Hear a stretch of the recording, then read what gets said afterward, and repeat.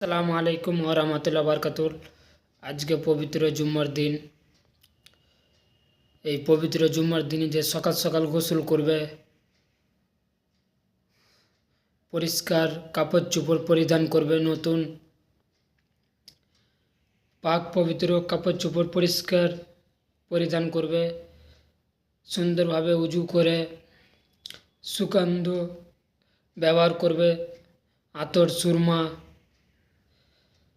ভালো করে মা বাবার সালাম নিয়ে যাবে মসজিদে, পায়ে হেঁটে, বামনে চড়ে নয়, পায়ে হেঁটে যাবে। সে একটা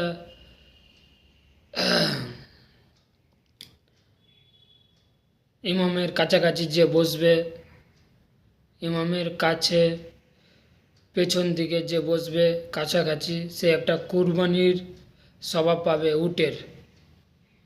যে আমরা উট কুরবানি করি না বকরিদের সময়, সে বকরিদের কুরবানির সে উটের স্বভাব পাবে। তো অবশ্যই আপনারা সকাল সকাল গোসল করে যাবেন, ইমামের খুতবা শুনবেন। ইমাম খুতবা শোনাবে, ইসলামী কথা বলবে, ভালো কথা বলবে, অবশ্যই শুনবেন জুম্মার দিনে। আর ভিডিওটা কেমন লাগলো অবশ্যই কমেন্টে জানাবেন।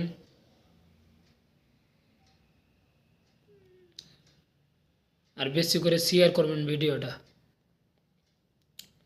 জাযাকাল্লাহ খের।